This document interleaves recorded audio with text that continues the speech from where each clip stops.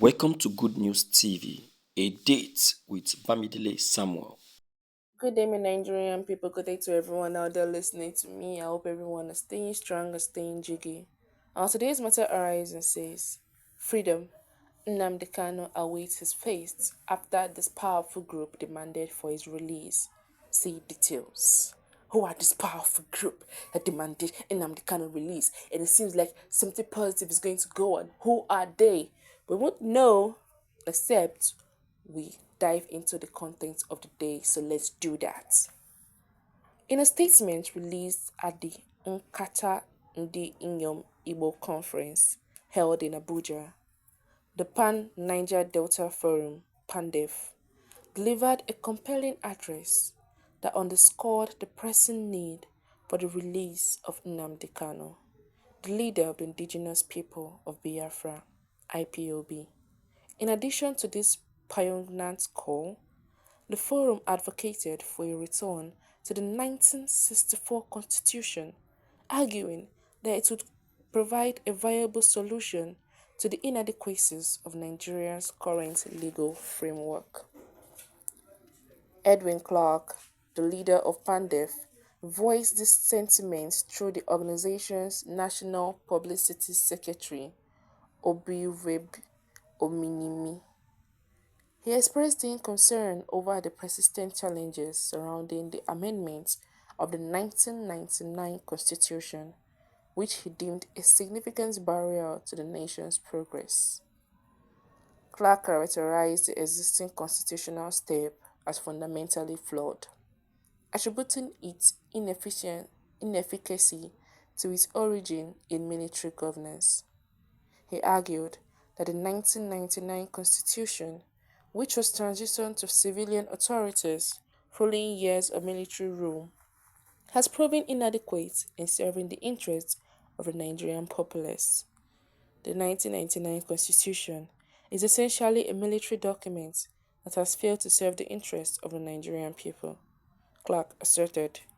He emphasized the advantages of reverting to the 1964 Constitution, which had established a framework of regional resource management and allowed states to contribute taxes to the federal government. The approach, he argued, not only fostered regional development at varying paces, but also reduced state dependency on federal allocations. Clark did not shy away from addressing the myriad issues afflicting the current governance system. He criticized the functioning of state-level independent electoral commissions, the immunity granted by governors, and the lack of inclusivity in ministerial appointments. He pointed out the disproportionate representation in the cabinet, noting that while Ogun State has four ministers, regions such as the Southeast and South-South remain underrepresented despite their significant economic contributions. On the topic of equity and representation, Clark emphasized the necessity for fair treatment of all ethnic groups within Nigeria. He particularly highlighted the need for the government to address the marginalization of certain groups, asserting that no one should be treated as a second-class citizen in their own country. In this context, he reiterated the demand for Nnamdi Kanu's release, underscoring the importance of fostering unity among Nigeria's diverse populations. In conclusion, Clark attributed many of Nigeria's challenges to failures in leadership rather than deficiencies within the populace. He called for the emergence of strong and visionary leaders capable of creating an environment where every citizen is valued equally.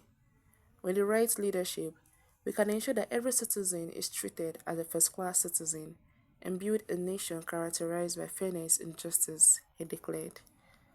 The call for constitutional reform and the release of Nnamdi Kanu represents a pivotal moment in Nigeria's ongoing discourse surrounding governance, equity, and national unity. As the country confronts its complex socio-political challenges, the advocacy for a return to the 1964 Constitution resonates with many who yearn for a more inclusive and effective governance structure. If it's 1964 constitution that will help our people, please take it back. If it's 1964 constitution that will actually be advantageous for the people, please, they should bring it back. If it's 1964 constitution that will make the Igbos feel like, yeah, there's justice, please bring it back. If it's 1964 constitution that will make Nnamdi Kanu be released, please bring it back. If it's 1964 constitution that will make them see the Igbos as brothers and sisters, please bring it back.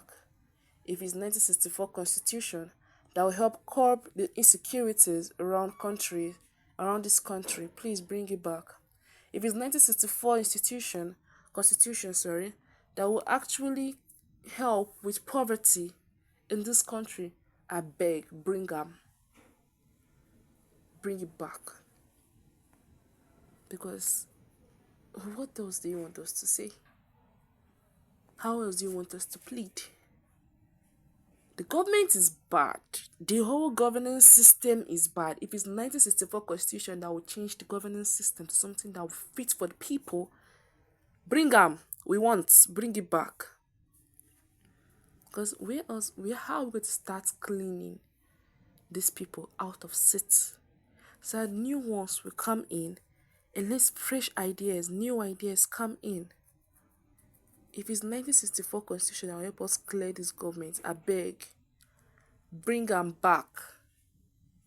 Because a lot is going on in this country and it keeps getting worse and worse every single day. Nnamdi Kanu's release, insecurity, this and that, fighting, injustice, all of them shall day. There are a lot of injustice in this country. And you begin to wonder, why? The law is no longer helping the people.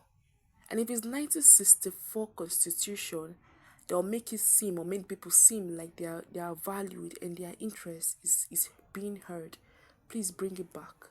If it's 1964 constitution that will help the election to be free and fair, I beg, bring them. Bring.